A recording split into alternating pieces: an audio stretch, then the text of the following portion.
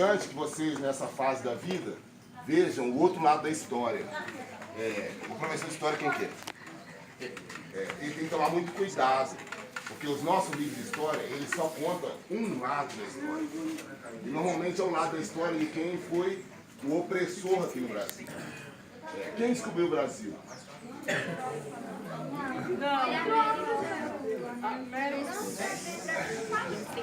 Como é que ele descobriu o Brasil? Na hora que eles chegaram aqui já tinha gente? Eles reacharam porque os Eles invadiram. Eles reacharam. Eles invadiram, não é? Então o português invadiu o Brasil. Para quê? Para tirar riquezas nossas. Então, num primeiro momento, era 1500, que é a história formal conta, né? Que os portugueses chegaram aqui e descobriram. A gente fala em invadir o Brasil. Então, eles invadiram o Brasil e aí, no primeiro momento, eles ficaram procurando riquezas naturais fáceis. Então, era pau-brasil, eram coisas ligadas à agricultura, não é verdade? Então, nesse primeiro momento, eles vinham com uma parte da África. Eles vinham uma parte da África. Aqui está o mapa da África. Quem está em cima está vendo aí, moço? É o mapa da África. A África é muito pouco falado pra gente nos livros de história. Eu lembro que eu fui numa festa de um menino pequeno ali, aí era festa fim de ano. Aí ele falava, vamos homenagear os países do planeta. Aí tinha gente lá vestido de francês, de alemão, de italiano, de americano e de africano. Mas a África é um país? A África é um continente, cara, com 54 países. Cada um com a sua diversidade, cada um com o seu conhecimento, cada um com a sua riqueza. E aqui no Brasil parece que a África é um país só. Nesse primeiro momento que o português invadiu o Brasil, eles foram nessa região da África aqui, ó. Congo, Angola, Moçambique. E trouxeram gente dessa região porque eles já tinham muito conhecimento de agricultura. Né? O café nasceu aonde? O cacau. Entendeu? Então eles vieram nessa região aqui da África e trouxeram para o Brasil. Porque aqui tem o mesmo tipo de clima, o mesmo tipo de solo. Então o jeito de lidar com a terra é igual. Então o português falou, opa, nós temos que sequestrar a pessoa que sabe lidar com a terra. Se você não sabe mexer com a agricultura, eu vou levar você lá para mexer com a agricultura? Não vai. Então eles vieram nessa parte da África. Passou 200 anos e aí eles acharam o ouro. Então precisava de conhecimento para tirar o ouro da terra. Aparece de 3 formas diferentes. A primeira é lá dentro do rio, que é um ouro que a gente chama de ouro de aluvião, que é um ouro fácil, é um ouro que tem pepitas, pedacinhos de pedra. Você vê a olho nu, você pega ela e põe no bolso e sai andando. Então esse primeiro momento era uma mineração que qualquer um de nós aqui faria. Só que veio muita gente para cá. Tá voltando? Em 1700, eles acharam as primeiras pedras de ouro aqui. Já em 1711, já tinha mais ou menos umas 30 mil pessoas aqui revirando os rios. Vocês vão andar lá no centro, prestem atenção. Toda hora vocês vão passar por uma ponte. Tem a ponte dos Contos, ponte do Pilar, ponte da Barra, ponte do Onitiro, muitas pontes, porque tem muitos rios. Nós estamos na cabeceira de um grande rio, o Rio Doce. Então aqui está tudo intercortado de outros córregozinhos pequenos, onde eles tiravam ouro. No Antônio Dias, no Pilar, no Rosário, no Padre Faria. Então cada bairro aqui eles tiravam ouro lá no rio, fácil. Só que o ouro acabou. Aí o ouro acabando no rio, eles falaram, vamos ter que entrar dentro da montanha e tirar o ouro que está lá dentro. Mas como é que você entra dentro da montanha e tira o ouro lá? Você precisa de muito conhecimento para poder tirar esse ouro. Então eles voltam lá na África e vai buscar esse conhecimento lá. Porque lá na África já tirava ouro desde 3.000 anos antes de Cristo. Lembra lá nas pirâmides do Egito? Lá o faraó não gostava de dormir lá com ouro, ele achava que o ouro ia para a eternidade, o ouro não enferrujava, o ouro tem o brilho do sol, ele é amarelo, né? Então o ouro tinha uma ligação com coisa sagrada, não era a ligação que a gente tem com o ouro hoje. Hoje o ouro para a gente serve como lastro da economia, né? O ouro foi uma hora aí que ele mudou muito, o ouro era o lastro da economia. Um país era medido, a riqueza do país era medido tanto de ouro que tinha lá no Banco Central do país. Né? O ouro virou o lastro da economia. Agora, hoje em dia, o ouro já não é mais assim. Tem Bitcoin, Você vai lá no banco, lá você vê lá só os seus zeros, lá não tem mais ligação com a economia. Tem ligação com esse telefone que ela está ali, ó. Todo telefone seu tem ouro. Toda televisão da casa sua que for de tela plana tem ouro. Né? Todos os eletrônicos modernos têm ouro. Porque o ouro, além dessa ligação com o sagrado, ele tem umas propriedades físico-químicas fantásticas. Conduz energia rápido. Então o ouro, todo o equipamento seu tem ouro. Lá na China tem cidade lá que é especializada em recolher esses materiais antigos, que você joga fora e descarta e tirar o ouro dele. Só para você tirar esse ouro do equipamento eletrônico, você vai poluir muito, é um processo muito dramático. Então, esse ouro que saiu daqui, ele fez mudanças muito radicais no mundo. Só que ele foi construído com conhecimento africano. Aqui nessa região da África, que a gente chama de Costa da Mina, Costa do Ouro, os países de Gana, Togo, Benin, dessa região aqui, eles já tinham experiência de mais de 3.000 anos. Daqui que saiu o ouro, aqui tem o deserto do Saara, né? O maior deserto do planeta. Aqui tem o deserto do Saara. Então essa galera saía daqui, chegava no meio da África, aqui tem o rio Nilo, começa aqui e vai até lá no mar Mediterrâneo. Então essa rota aqui, eles colocavam o ouro, levavam para lá para o Egito, faziam essas obras lá dos faraós. Então na África eles já tinham conhecimento de tirar ouro já de mais de 3.000 anos antes de Jesus Cristo. Né? Então esse africano vem para cá e ensina pra gente como que tira o ouro dentro da montanha. O nosso estado tem o nome de Minas Gerais, porque a gente trabalha muito com mineração. E esse conhecimento da mineração é um conhecimento que vem lá da África. Além desse conhecimento da mineração, o africano traz pra gente também um conhecimento que é o mais fantástico que o ser humano inventou. Que é o conhecimento da metalurgia. Que é transformar. Vocês vieram do lado de baixo aqui, né? Tem uma cidade aqui perto que chama Itabirita. Itabirita é essa rocha aqui, ó. O tempo todo que vocês entrarem dentro da mina, vocês vão estar dentro dessa rocha. O Itabirita, chama Itabirito porque vem de Itabira, tem uma outra cidade aqui que chama Itabira. Itabira, Ita é pedra, Bira que brilha. Isso é em tupi, que era a língua falada no Brasil antigamente, antes do português ser colocado como língua oficial, falava-se tupi, que era a língua geral que eles falavam.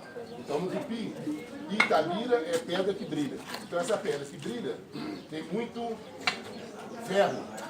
Então você transformar a pedra em metal, quando o ser humano fez isso aqui, mano, mudou a história da humanidade. Imagina a gente lá na África. O ser humano nasceu lá na África, não foi? Imagina nós lá na África, nós aqui, ó, nosso grupo aqui, ó, lá na África. Quantos dias nós íamos viver lá? Ou na Amazônia, lá no meio da selva? Nós vamos durar quantos dias lá? Antes de um leão, uma onça, um bicho brabo lá pegar a gente? Hã? Nós não ia durar nem uma semana.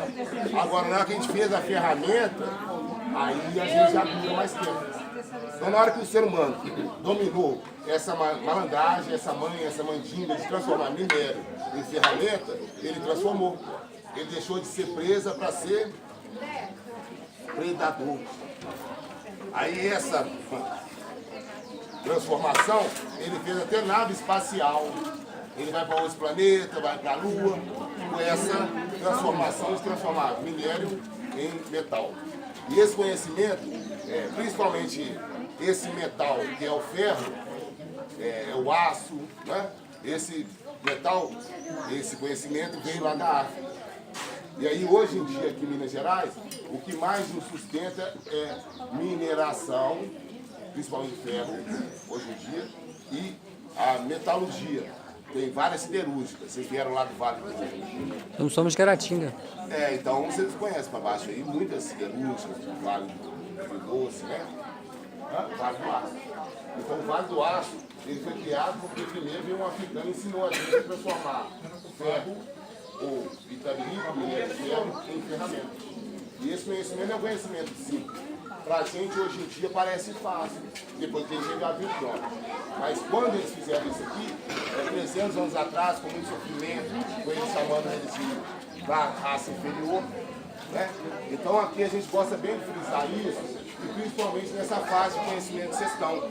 e falar assim, o negro veio pra cá, além de capoeira, além de samba, além de futebol, eles fizeram grandes conhecimentos, principalmente nessas duas grandes engenharias, a engenharia de Minas e a engenharia metalúrgica. Legal? Nós só vamos esperar o grupo terminar de sair, e aí nós vamos pôr a touca e o capacete de cada um de vocês, para vocês conhecerem a mim. Tá legal? Vocês podem aguardar um pouquinho, porque vai ser um grupo grande aqui, vocês podem ficar por aí um pouquinho, tá? E aí na hora que saírem, a gente vai arrumar.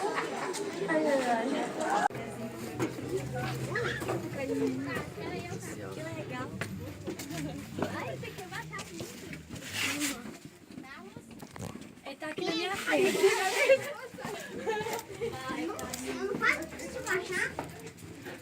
Esse aí é um duto de ventilação, pessoal. Deixado no início da mina, né? Eu não caio, porque...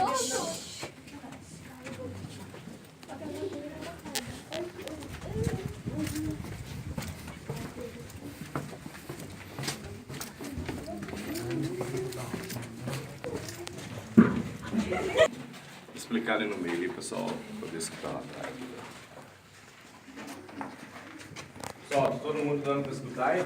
Sim. Aqui, pessoal, nós estamos dentro de uma das 45 galerias, né, subterrâneas que tem aqui no bairro onde nós estamos agora, que é o bairro São Cristóvão. Né? Em Ouro Preto, dentro da cidade, são 350 galerias semelhantes a essa, catalogadas, né, que foram encontradas. Com os distritos, que são pequenas regiões que estão fora do centro urbano de Ouro Preto, mas também pertencem à cidade, são 972 galerias aproximadas. Né? Todas essas minas aí são minas do século XVIII. Aí todas essas minas do século XVIII são minas abertas manualmente. Né? As ferramentas que eram utilizadas para abrir essas galerias, né, era marreta, picareta, ponteiro, alavanca e por aí vai. E aí o processo de abertura dessas minas, né, inicialmente era por tentativa e erro. Pegavam um ponto na serra, começavam a escavar, escavavam até no máximo 7 metros. Se encontrassem o quartzo, né, todo mundo conhece o quartzo, aquele cristal. Aqui no caso, o quartzo, né, que vai ser um indicativo do ouro, porque o ouro ele vai estar colado nele, né? Então é necessário encontrar os veios de quartzo para poder encontrar o ouro também. Encontrou o quartzo até 7 metros, tira o ouro que tem presente e continua a escavação. Não encontrou o quartzo, abandona aquele lugar e tenta um outro ponto, e assim por diante. Aí no bairro são 60 entradas de minas semelhante a essa que a gente passou ali. Das 60 entradas, só 45 continuou, e as outras 15 entradas que tem, você anda 5 metros, 6, 7 e volta. Que é onde não encontraram nada, né? E abandonaram aquele ponto. Aquele túnel que tem do lado direito, lá no início da mina, mais ou menos na altura da cabeça, vocês chegaram a ver lá?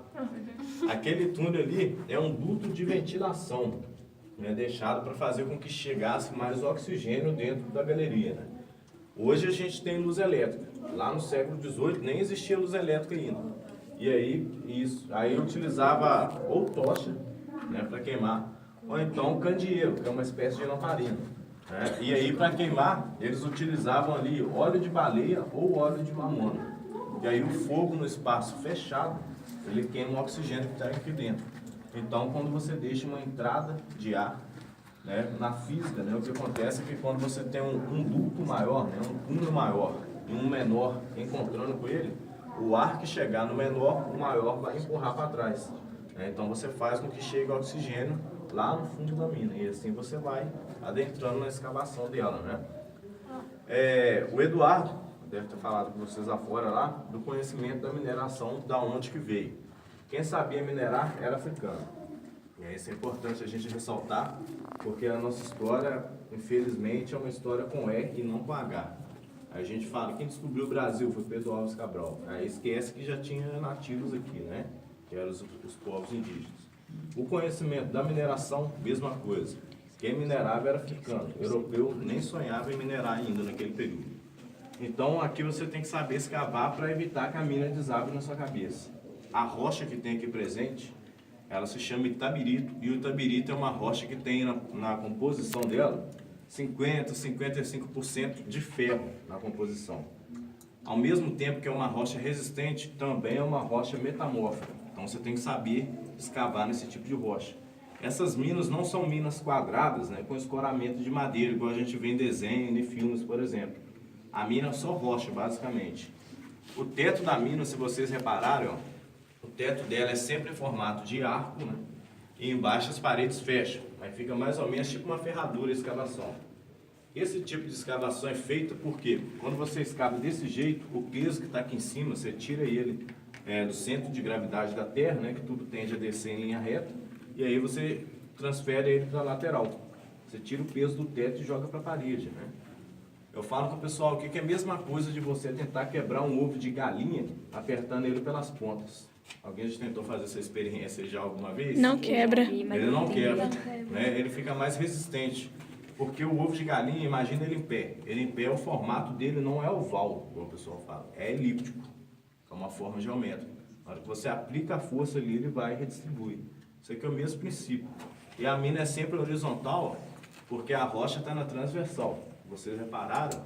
A rocha está sempre descendo, tá vendo? Ela está sempre descendo. E são várias placas uma em cima da outra. Todas as camadas de quartzo que aparecer aqui dentro vêm nessa mesma direção. Só que aqui você não pode cavar nem para cima nem para baixo.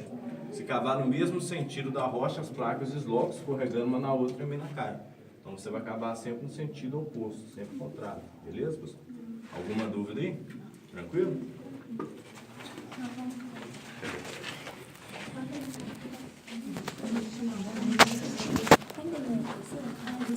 Minas, né?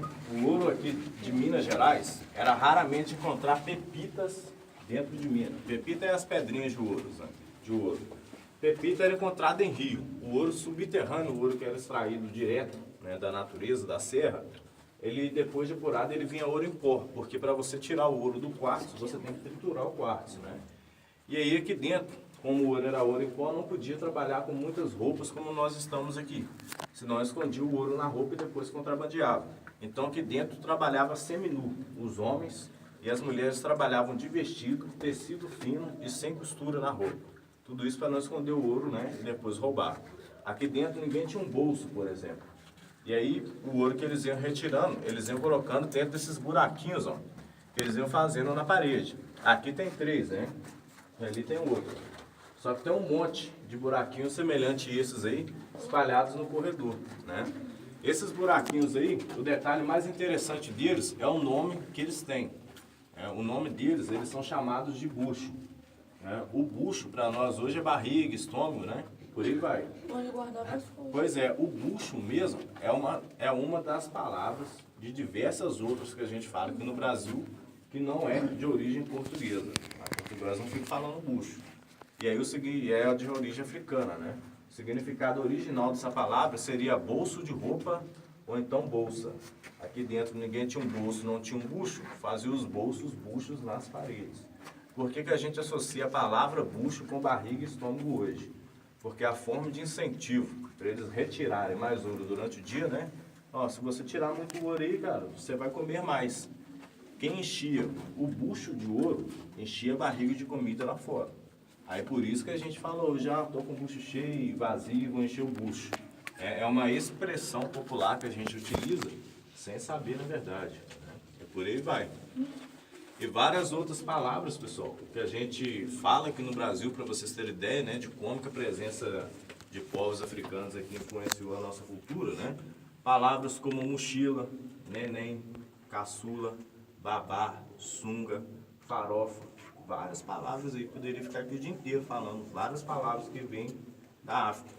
E fora as outras palavras que é de língua, né, tupi-guarani. Essa rocha que eu falei com vocês, ó, Itabirito, né? Itabirito é um nome tupi-guarani. Toda cidade, qualquer lugar que vocês vejam que começa com Ita, pode ter certeza que é nome tupi-guarani. Ita significa pedra. E birito, aqui no caso, é brilho. Então é pedra que brilha, né? Por isso que tem esse nome dessa rocha, né? Beleza? Vou passar.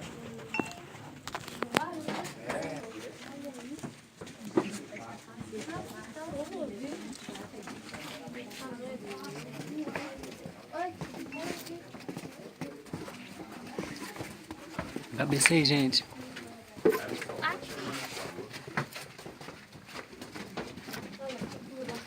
Brincar de esconde. Se olhar fora que morrer.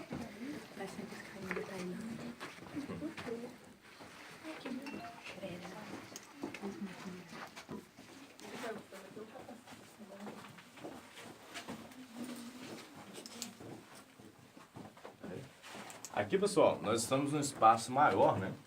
Diferente ali do corredor. Aqui eles abriram esse espaço inteiro, porque onde nós estamos aqui agora, né, muitos anos atrás, passava um veio de quartzo. Né? O veio do quartzo, pessoal, é um bloco de quartzo que passa entre o Itabirito. Né? Quando o quartzo acaba na natureza, você não vai ter a rocha atrás do quartzo encostando nele. Você vai ter uma estratificação geológica, né, que é chamada de filão. Filão é essa parte escura aqui, ó, que é onde está raspado, ó, essas pedrinhas brancas aparecendo, né, que é onde o quartzo quebrou. Aí vai descendo, ó, tá vendo? Aqui a gente consegue observar, ó, que o quartzo, ele passava aqui nessa camada, embaixo é diferente, embaixo é Itabirito, e o quartzo passava aqui, ó, né? E desse outro lado de cá, também tem esse outro filão. O filão é esse aqui, pessoal. Só essa parte aqui, né? Então aqui que o quartzo passava. Em cima é Itabirito, ó. E este filão aqui, ele pega desde ali, ó. Onde está esse escuro aqui, né? Aí qual que é o detalhe? Qual que é a leitura do espaço aqui? Que esse filão e o outro de lá, eles estão na mesma linha, paralela na serra. Eles estão basicamente da mesma espessura.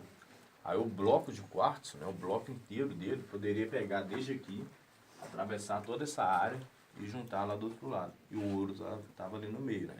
Eles removeram tudo. Escavaram para lá, né? Escavaram para cá e lá para baixo também. Essas outras escavações que tem é porque era onde o veio se ramificava e ia seguindo a direção deles, né?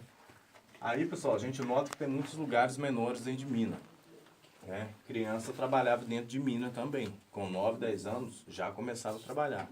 Principalmente se fossem homens, né? Porque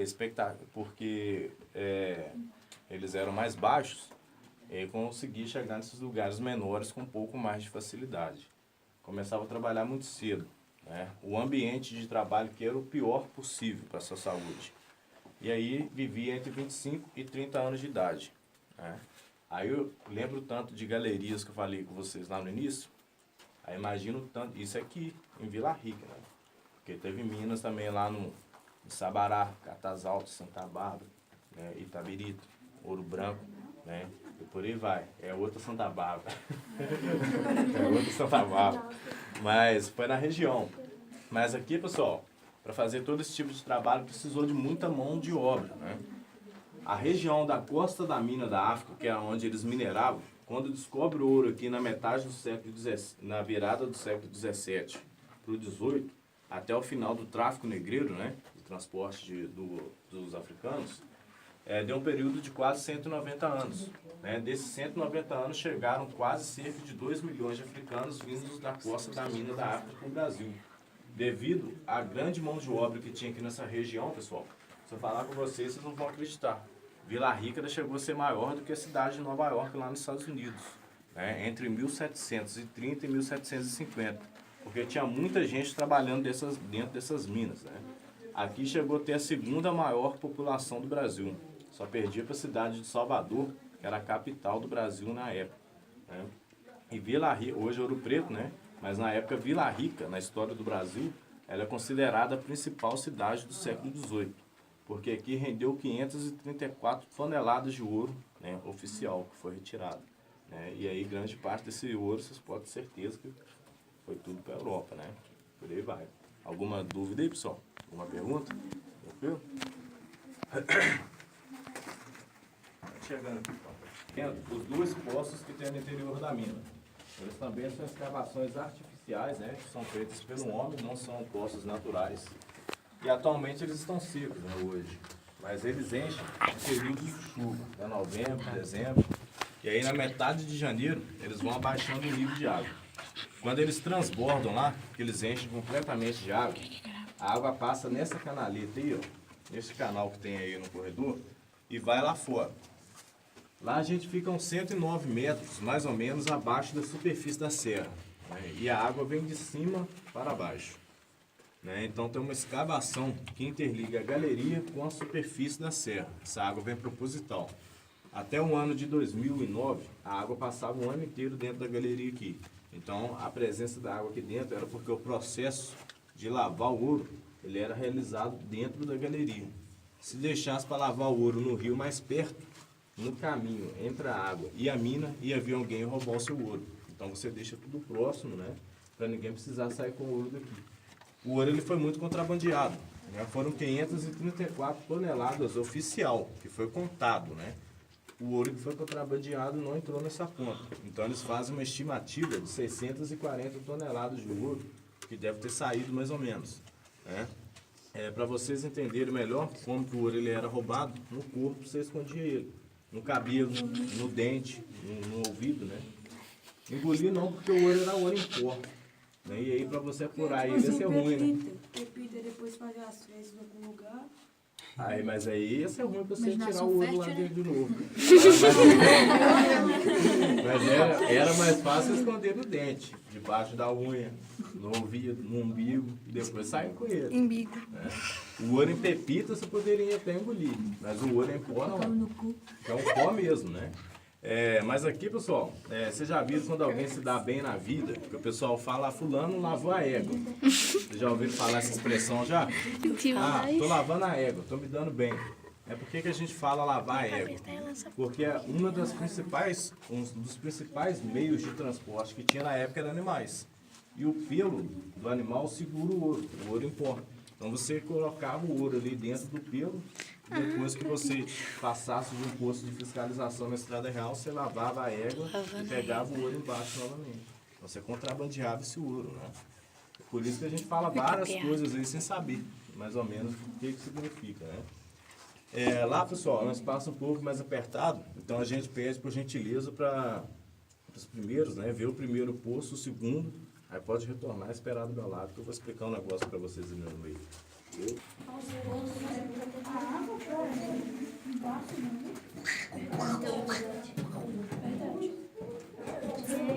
não sei se escorregou lá do cai e morreu. Morreu não tinha nada, ela morrer, mas vai cair. Depois de visitar a mina, né? Vocês vão visitar a parte histórica lá embaixo.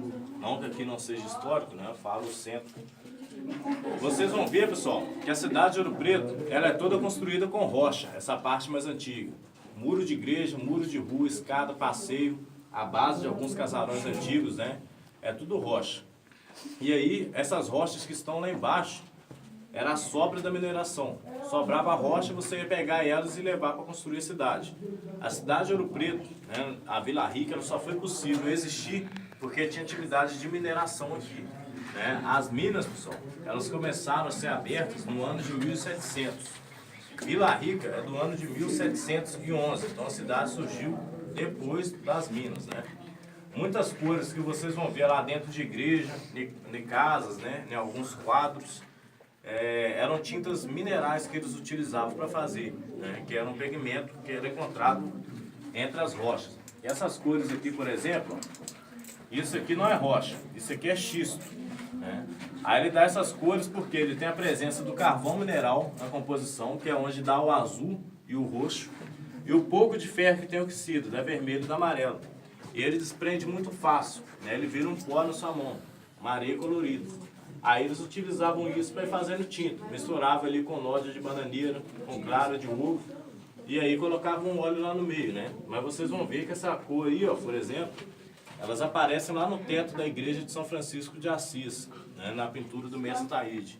Para vocês terem ideia, pessoal, uma das principais pinturas visitadas do mundo é essa pintura do mestre Taíde na igreja de São Francisco de Ouro Preto. Né? Por isso que eles falam barroco mineiro.